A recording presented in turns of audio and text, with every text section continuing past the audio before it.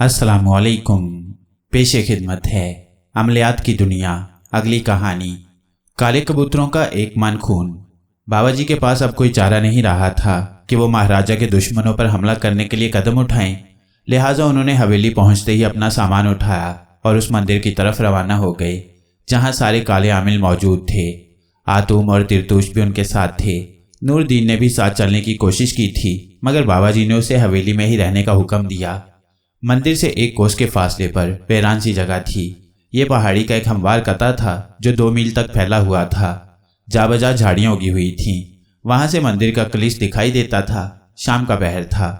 बाबा जी ने वहां चौकी लगाने के लिए जगह तैयार की और फिर एक बड़ा सा दायरा खींचकर हिसार कायम कर दिया और फिर खुद उसके अंदर बैठ गए। उन्होंने हिसार के बाहर अपने मौकिलान को बिठा दिया था, जबकि आतूम, तिरतूश और मस्तान बाबा जी के पास दायरे में बैठ गए थे। बाबा जी ने आतूम से कहा कि वो एक बड़ा सा तंदूर बना दे और उसमें मुश्क काफूर छिड़क दे। आतूम ने पलक झपकने में तंदूर बना दिया और उसमें मुश्क काफूर छिड़क दी। वीराने में अजीब सी महक छा गई। फिर उसने संदल की लकड़ी जलाने का हुक्म दिया और कहा, इस आग में उस वक्त तक लकड़ी डालते रहना जब तक हम ना रोक दें। तिरतूश ने आग जलाने की जिम्मेदारी मस्तान पर डाल दी और वह खुद बाबा जी के साथ मिलकर चौकी लगाने लगे। जो ही संदल की लकड़ियों ने आग पकड़ी, बाबा जी ने पढ़ाई शुरू कर दी। तंदूर की आग किसी आतिश फिशा की तरह ऊपर उठने लगी और दायरे के अंदर उसकी हिद्दत बढ़ने लगी। यूं लग रहा था जैसे ये आग यूं ही जलती रही तो कुछ ही देर में आग का तूफान आ जाएगा। बाबा जी ने पढ़ाई का दौर खत्म किया और तिरतूश से जलाली अंदाज में कहा, मुझे काले कबूतरों का एक मन खून चाहिए। तिरतूश ने अजीब सी नजरों से बाबा जी की तरफ देखा। उनकी आंखों में सुरख आग का तूफान सा नजर आ रहा था। उसने आज से पहले बाबा जी को जलाल की इस कैफियत में पहले नहीं देखा था।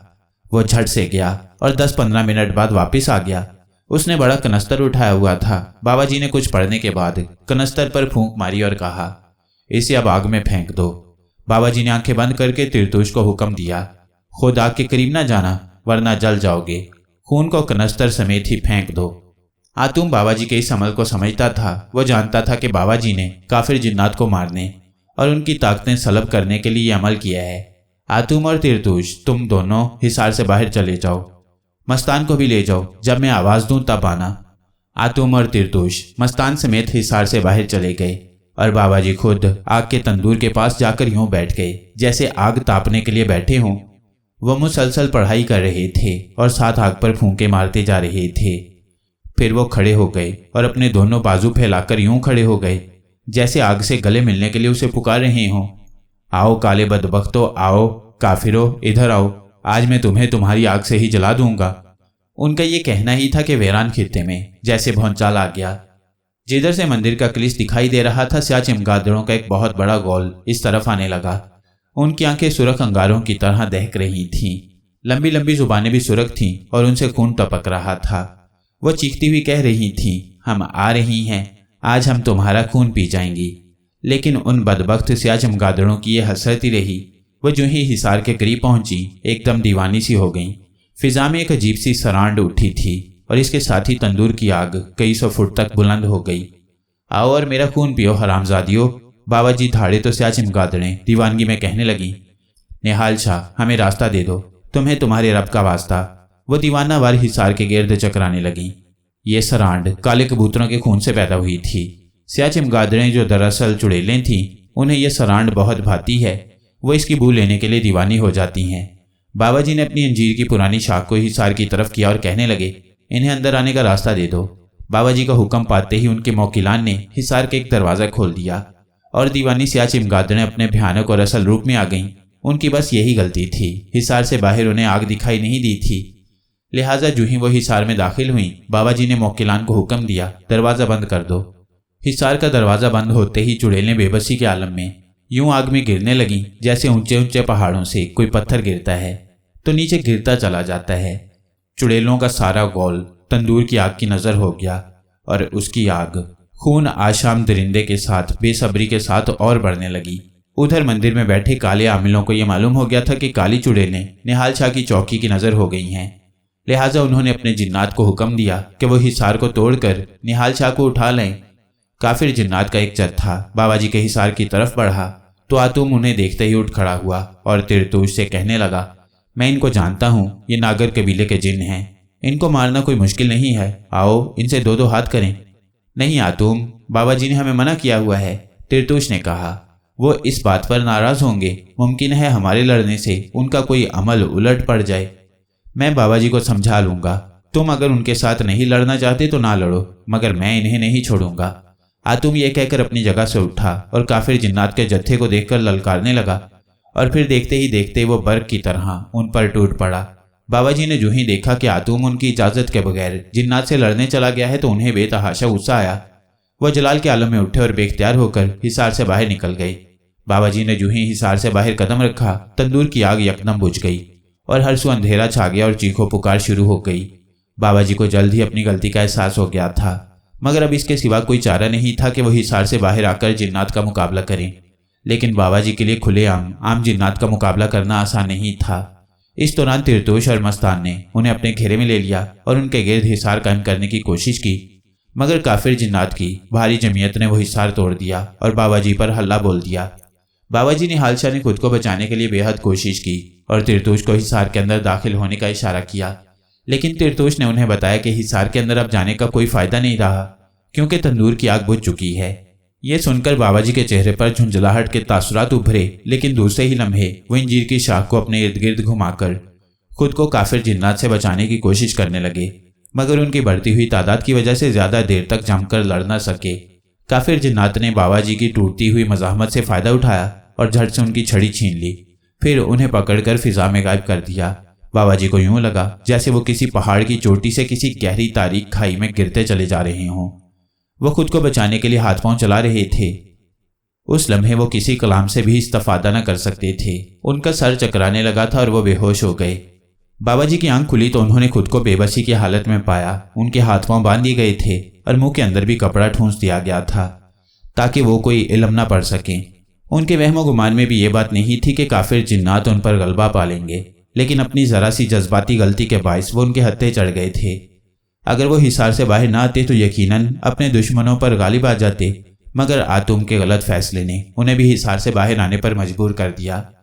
तिलिस्मात की दुनिया का सबसे बड़ा और बुनियादी उसूल ही ये है कि जब भी कोई आमिल चिल्ला काटता है या चौकी लगाता है तो वो अपने गिर्द हिसार कायम कर लेता है।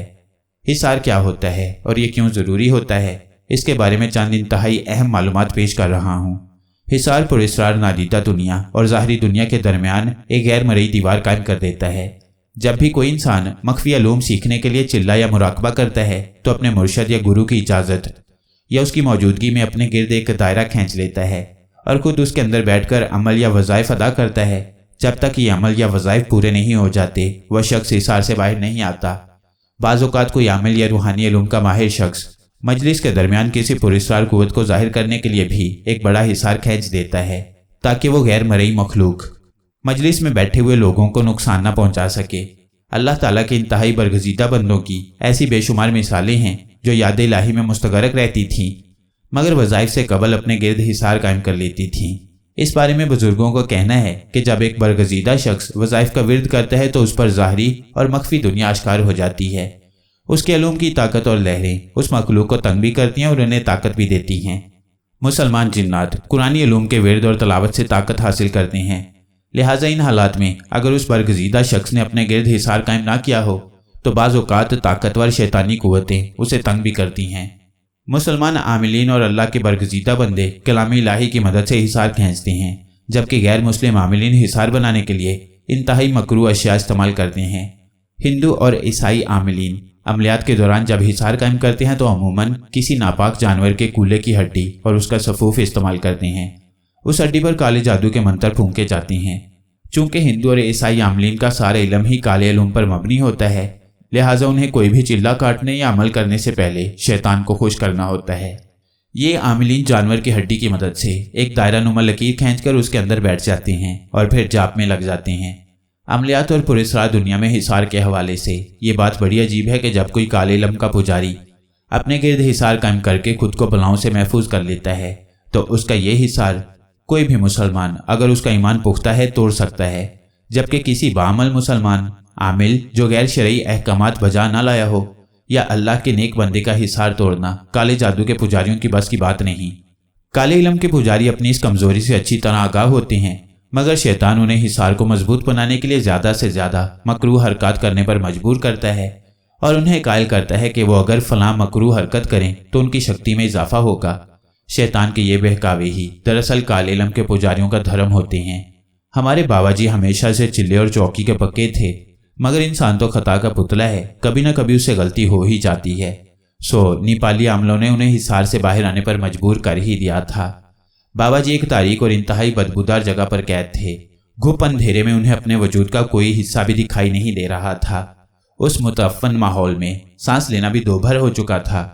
तकरीबन 1-1.5 घंटे बाद उस तारीकी में किसी की बोझल सांसों का एहसास हुआ तो उन्हें अंधेरे में कुछ साए हरकत करते नजर आने लगे। जब उन्होंने इर्तिकाज तवज्जो से काम लिया तो वो सारे हैवले वाजे हो गए। बाबा जी बोल नहीं सकते थे, मगर जब उनकी आंखों ने तारीकियों को पढ़ना शुरू किया तो उनके कल्बो जहन में हम आहंगी और यकसुई पैदा हुई और उन्होंने दिल में वज़ाइफ का विर्द शुरू कर दिया।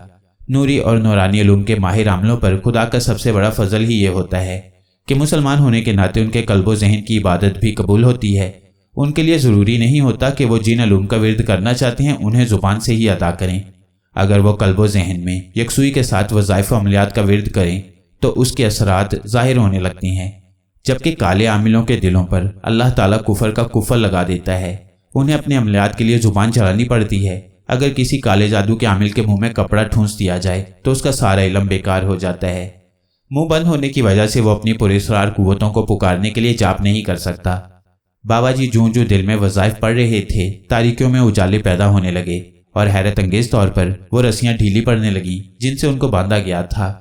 उन्हें यह बात समझने में देर न लगी कि उन्हें तिलिस्माती धागों से बांधा गया है, लिहाजा उन्होंने खुद को उनके सहर से मुकम्मल तौर पर आज़ाद कराने के लिए वज़ाइफ जारी रखे और फिर उन तिलिस्माती धागों को जहन में लाकर ख्याली फूंक मारी। इसके साथ ही तिलिस्माती धागे टूट गए।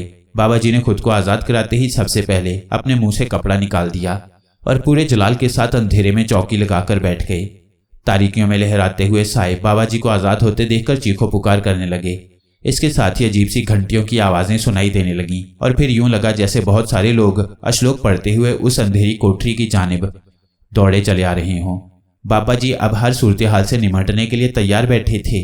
इससे कबल के अंधेरी कोठरी का कोई दरवाज़ा खुलता उन्होंने अपने तौर पर अपने जलाली मौकिलिन को तलब कर लिया। हर आमिल चाहे वो काले इल्म का पुजारी हो या नूरी इल्म का, उसके मौकिलिन हर वक्त उसके साथ होते हैं। ये 5 किस्म के होते हैं: मौकिल अलवी जमाली, मौकिल अलवी जलाली, मौकिल सिफली जमाली, मौकिल सिफली जलाली और मौकिल कुदसी। मौकिल कुदसी को अहले तकवा और इंतहाई बरगजीदा लोग ही ताबे कर सकते हैं, जबकि मौकिल अलवी जलाली और जमाली को सही उल अकीदा मुसलमान ताबे कर सकते हैं। दूसरे मौकिलिन को कोई भी ताबे कर सकता है। मौकिल अपने मखसूस कलमात के तहत ही ताबे हो सकते हैं और आमिल का हुक्म बजा लाते हैं। बाबा जी ने मौकिल अलवी जलाली और जमाली ताबे किए हुए थे और वो उनका हर हुक्म बजा लाते थे। ये मौकिलिन बाज़ हालात में जिन्नात से भी ज़्यादा ताकतवर होते हैं। ख़ास तौर पर काफिर जिन्नात तो इन्हें देखते ही भाग जाते हैं। मौकिलिन के हाजिर होते ही बाबा जी ने उन्हें हुक्म दिया, मुझे बताओ मैं इस वक्त कहाँ हूँ।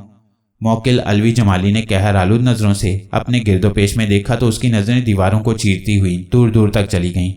उसने गरजदार आवाज़ में कहा, बाबा जी सरकार, आप काले आमलों के कब्जे में हैं और ये मंदिर का एक तय खाना है जहाँ इस वक्त आप मौजूद हैं। अश्लोक और घंटियों की आवाज़ें अब बहुत करीब आ गई थीं। बाबा जी मौकिल अलवी जलाली से मुखातिब हुए, पता करो ये कौन लोग हैं। इससे पेशतर के मौकिल कुछ बताता अंधेरी कोठरी रोशन हो गई और बदरूहों का एक गोल अंदर वारिद हो गया। उन सबके हाथों में रोशन दिए थे। उन्हें देखते ही बाबा जी ने कमल पढ़ा और उनकी तरफ मुंह करके फूंक मार दी। हवा का एक बगौला सा पैदा हुआ और आनन फानन तमाम दिए बुझ गए, लेकिन दूसरे ही सानिये में एक बार फिर जल उठे। इस बार उनकी रोशनी पहले से तेज थी। बाबा जी ने एक बार फिर रोशन दिए बुझाने के लिए फूंक मारनी चाहिए तो उनके कानों में एक करख्त नस्वानी आवाज़ पड़ी, निहाल शाह, तुम सारी उम्र भी फूंके मारते रहोगे तो ये दिए नहीं बुझ सकते, ये फिर जल उठेंगे। बाबा जी ने दूसरी बार फूंक मारने का इरादा मुलतवी कर दिया और सख्त लहजे में पूछा, तुम कौन हो और क्या चाहती हो। मैं देवताओं की दासी हूँ, मेरा नाम पद्मिनी है। वह तमाम हशर सामानियों के साथ बाबा जी के करीब आई तो उसके गिर्द खड़ी चुड़ैलों ने दिए ऊपर कर दिए। पद्मिनी स्याल इबादे में मलबूस थी। दिए की रोशनी में उसका चेहरा नुमाया हो गया। वो गैर मामूली हुस्न की मालिक थी। बाबा जी दम बखुद उसे देखते रह गए। क्या तुम इंसान हो? बाबा जी ने ख्याल अंगेज लहजे में पूछा। निहाल शाह, क्या तुम ये नहीं जान सकते कि मैं गोश्त पोस्त की बनी हुई एक औरत हूं? पद्मिनी ने तंज किया। यकीन करना चाहते हो तो मुझे छू कर देख लो। उसने अपना मखरूती हाथ आगे कर दिया। बाबा जी बेख्तियार उसका हाथ छूने लगे तो उनके मौकिल जलाली ने उनका हाथ अपने काबू में कर लिया। बाबा जी ये क्या करने लगे हैं? आप शैतान की पुजारन को छूकर अपने नफ्स के झांसे में आ जाएंगे। पद्मिनी ने यह सुना तो मकरू कहकहा लगाकर बोली, निहाल शाह तुम्हारा मौकिल बड़ा चालाक है, उसने तुझे बर वक्त बचा लिया। अगर तुम मुझे छू लेते तो मैं तुम पर गालिब आ जाती। उस लम्हे बाबा जी को खुद पर बेतहाशा गुस्सा आया कि वो इस औरत की सिर्फ एक बात पर बेबस क्यों हो गए थे। उन्हें अपने मर्तबे और हालात की संगीनी का एहसास हुआ तो उन्होंने पद्मिनी से सख्त अंदाज में बाज पुरस करना चाहिए, मगर पद्मिनी ने उन्हें चकरा कर रख दिया और उन्हें बताया, निहाल शाह मुझे तुम्हारी सेवा के लिए भेजा गया है।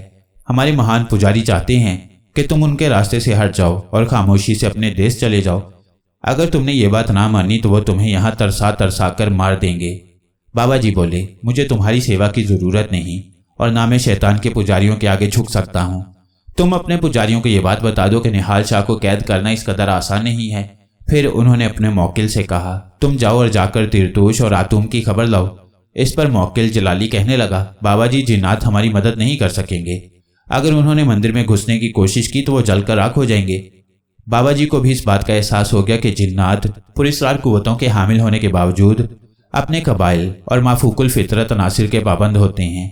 अगर उन्होंने मंदिर की पुरस्कार हदूद में घुसने की कोशिश की तो इब्लीसी कुव्वतें उनसे टकरा जाएंगी, जिससे उनके दोस्तों की जिंदगियां खत्म हो जाएंगी। उन्हें उस लम्हे आतूम पर बेतहाशा गुस्सा आया कि उसने उनके हुक्म की खिलाफ वर्जी करके उन्हें दुश्मनों के हत्थे चढ़ा दिया था। उन्होंने अपने हालात का जायजा लेने के बाद पद्मिनी से कहा, तुम यहाँ से चली जाओ, मुझे तुम्हारी जरूरत नहीं। मैं उस वक्त तक यहाँ से नहीं जा सकती जब तक मेरे गुरु मुझे वापस नहीं बुला लेते। तुम यहाँ रहकर क्या करोगी? बाबा जी ने नागवारी से पूछा। मैं तुम्हें हर उस अमल से रोकूंगी जो तुम हमारे देवताओं के खिलाफ करोगे। पद्मिनी ठोस लहजे में बोली तो बाबा जी के माथे पर बल पड़ गए। उन्होंने पूछा, क्या तुम्हारे पास इतनी कुव्वत है कि तुम मुझे वजीफा करने से रोक सको? हाँ, मैं काली की पुजारन हूँ, मैं तुम्हें पलीद कर दूंगी। वो धीरे से मुस्कुराई। ये तुम्हारी खुशफहमी है पद्मिनी, बाबा जी हाथ झटक कर बोले। अगर तुमने मेरे रास्ते में आने की कोशिश की तो जिंदा नहीं रहोगी। तुम्हें मारने के बाद मैं समझूंगा कि शैतान की पुजारन एक औरत मेरे हाथों मारी गई है, तो फिर अपनी शक्ति आजमा कर देख लो। पद्मिनी ने बाबा जी को उकसाया। बाबा जी ने जलाली अंदाज में उसकी तरफ देखते हुए कहा, देखो मैं शोबदेबाज नहीं, मुझे आजमाने की कोशिश ना करो।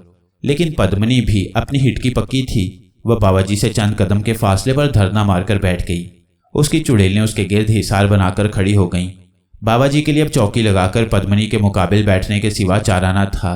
चौकी लगाने से पहले वो अपने गिर्द हिसार खींचने लगे तो वो अजीब हज़ियानी अंदाज में कहके लगाने लगी। बाबा जी ने उसे घूर कर देखा तो वो तमस्कर उड़ाते हुए बोली, निहाल शाह मंदिर की जगह पर हिसार खींच रहे हो, ये पलीद मिट्टी तुम्हारी हिफाजत नहीं करेगी। अपनी हिफाजत के लिए कोई और तरीका इख्तियार करो। बाबा जी अमलियात की दुनिया के खूगर थे। वो पद्मिनी की बात सुनकर बोले, खबीस औरत, मिट्टी कभी पलीद नहीं होती, तू मुझे गुमराह करने की कोशिश न कर। ये कहकर वो हिसार का दायरा लगाने लगे तो उन्हें महसूस हुआ कि जैसे उनके बदन पर कोई गीली चीज आ गिरी हो। दिए की रोशनी में उन्हें अपने कपड़ों पर गिरने वाला स्याही माइल से आलमादा नजर आ गया। उन्होंने उंगली लगाकर उसे देखना चाहा तो एक बदबूदार झोंका उनके नथनों से टकराया और वो बेख्तियार थूक कर चिल्लाए, बदबख्त औरत, अपनी गंदी चुड़ैलों से कहो अपना गंद यहाँ ना फैलाएं।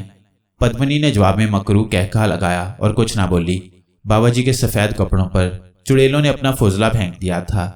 ये गंदगी स्याही माइल चिकनी मिट्टी की तरह होती है। बहुत से काले आमिल किसी घर में नहूसत और निजासत फैलाने के लिए चुड़ैलों की गंदगी और नापाक जानवरों और परिंदों का खून, जिसे जादू करवाने वाले अपने दुश्मन के घर में फेंकवाते हैं। लोग उसे खून की बारिश समझते हैं। खून के ये छींटे या चुड़ैलों की गंदगी के छींटे किसी इंसान पर पड़ जाए तो आमिलों के हिसाब से वह नहूसत का शिकार हो जाता है और पाकीज़ा होने के लिए बाकायदा तहारत कराई जाती है।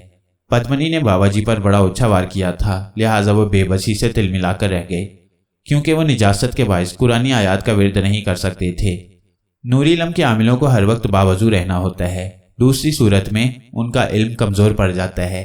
बाबा जी ने चौकी लगाने का इरादा मुलतवी किया और अपने जलाली मौकिल से पूछने लगे, तुम इस वक्त क्या महसूस कर रहे हो? जलाली मौकिल भी उनकी तहारत के ख़त्म होने के बायस कमज़ोर हो गया था। मौकिलान जिन्नात की तरह की मखलूक नहीं होते, ये दरअसल आमिल के अलूम के ताबे होते हैं। अल्लाह ताला ने पुरस्कार दुनिया का निज़ाम भी नहायत पुरस्कार बनाया है। मगर इंसान को उस पर बरतरी दी है। यही वजह है कि जो भी इंसान मख्फी इल्म की ताकत हासिल कर लेता है वह हस्बे इस्तात अपने हमजाद या मौकिलान पैदा कर लेता है। अमलियात करने वाले अक्सर आमिल हजरात इस बात का दावा करते हैं कि वो जिन्नात के जरिए साइल के मसाइल हल कराते हैं। हालांकि यह सरासर झूठ होता है। जिन्नात पर काबू पाना बहुत मुश्किल काम है। अलबत्ता ये आमिल मौकिलान को अपना मुती कर लेते हैं जो उनके लिए खिदमात इंजाम देते रहते हैं। बाबा जी अपने मौकिल की मजबूरी समझते थे, लिहाजा उन्होंने सोचा कि अगर उनकी तहारत का वक्त गुजर गया तो उनका मौकिल जलाली भी कमज़ोर होता जाएगा। इसलिए उन्होंने मौकिल जलाली की हाजिरी ख़त्म कर दी और खुद तन्हा तिलिस्म कदे में पद्मनी का मुकाबला करने की तैयारी करने लगे। लेकिन उनके जहन में कोई ऐसी तदबीर ना आई जिसके बायस वो फौरी तौर पर इन खबीसों से निजात हासिल कर पाते। इस सोच विचार में एक पहर कट गया। पद्मनी इस दौरान बाबा जी के साथ शरारतों में उलझती रही और बाबा जी उसे अपना दामन बचाते रहे।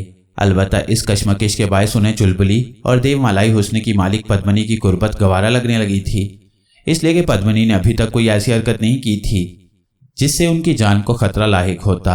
वो इस बात पर भी हैरान थे कि पद्मनी और मंदिर के पुजारी उनके साथ कोई हतमी फैसला क्यों नहीं कर रहे।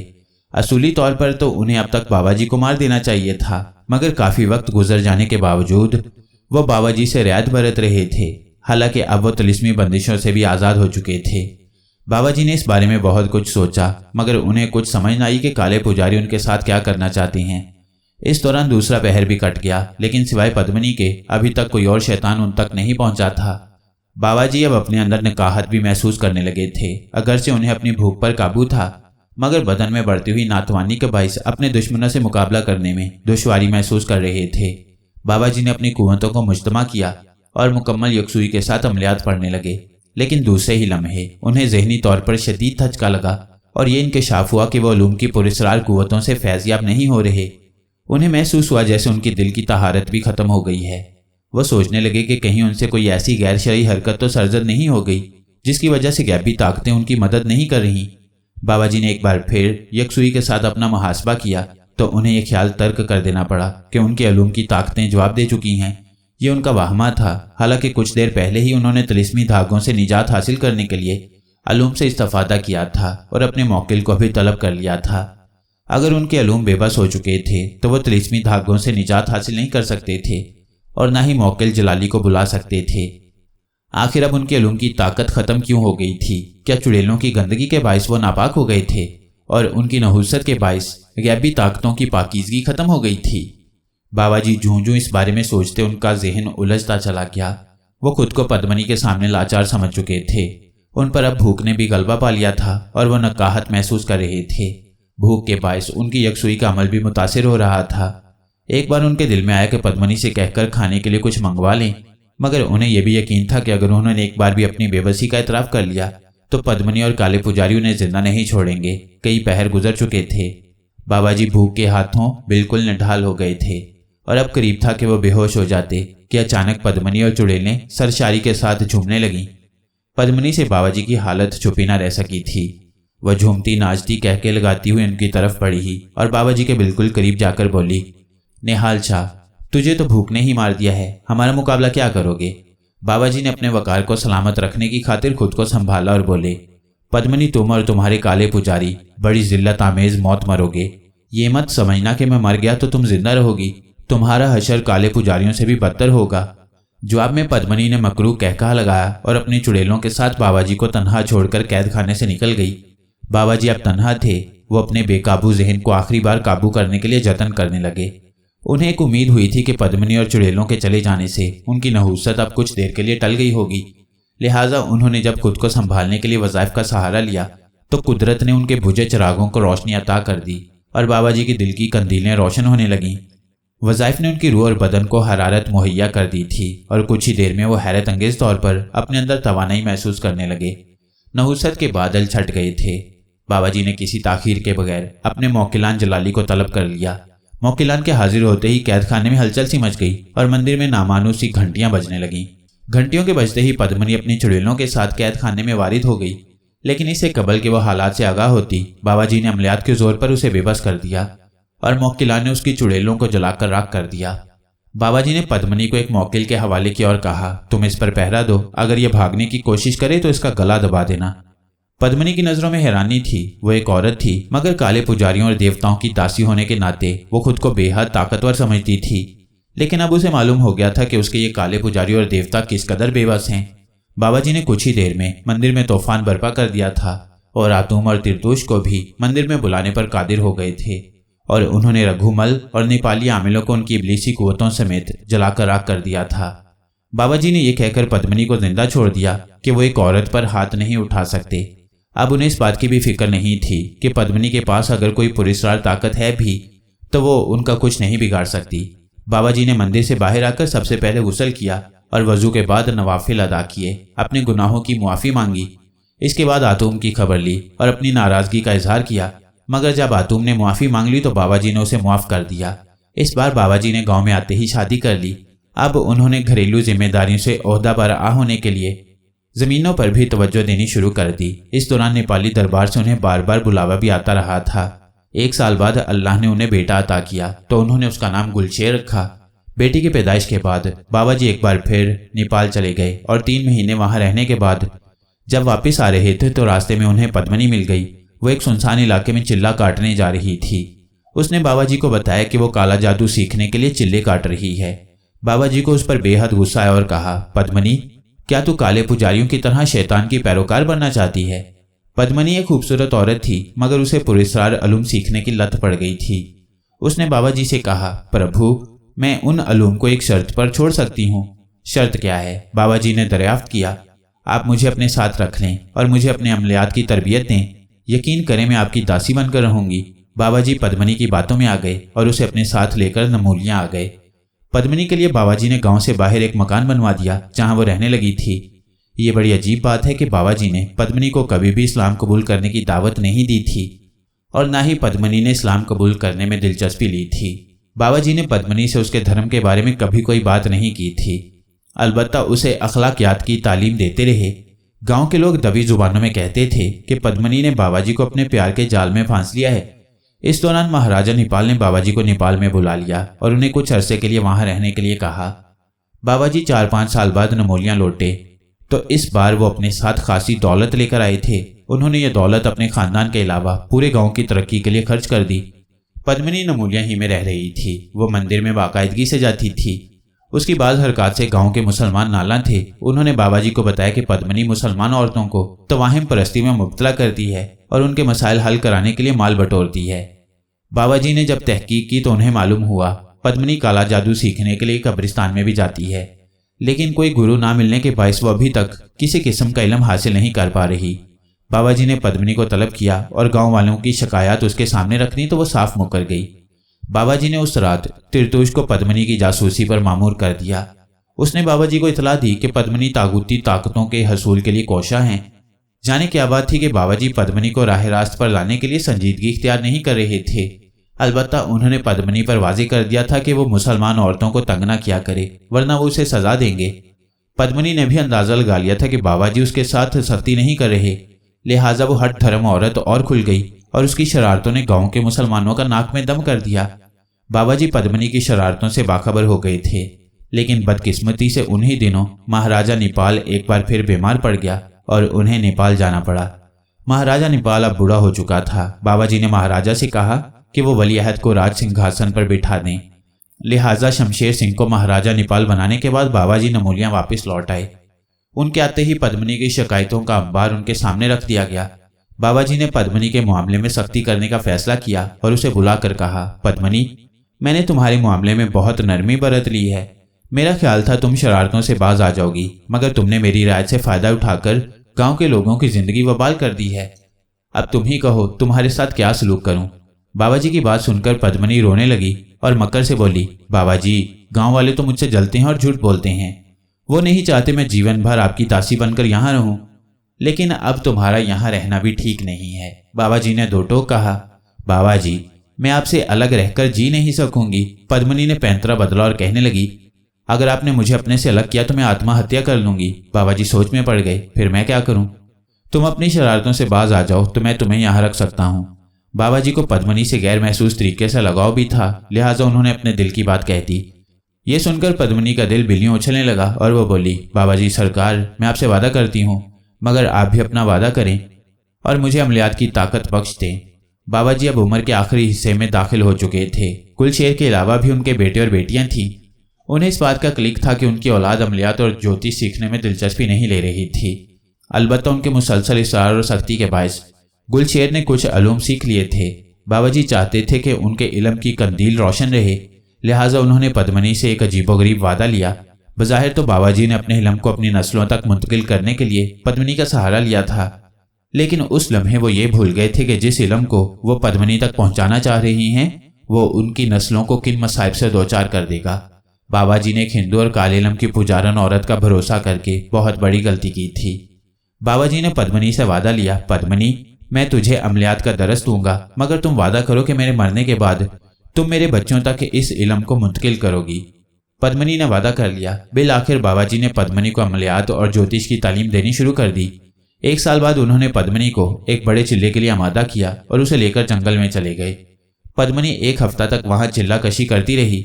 बाबा जी उस चिल्ले के दौरान पद्मनी की हिफाजत करना चाहते थे। पद्मनी उस चिल्ले से बाहर आने के बाद बहुत सी पुरस्कार कुव्वतों की हामिल हो जाती। बदकिस्मती से पद्मनी जब चिल्ले की दूसरी रात पूरी कर रही थी, उन्हें नेपाल से बुलावा आ गया। उन्हें बताया गया कि महाराजा नेपाल इस दुनिया से सुधार गया है, लिहाजा उसकी रसूमात में शिरकत के लिए फौरन नेपाल पहुंचे। बाबा जी कश्मकश में मुब्तला हो गए।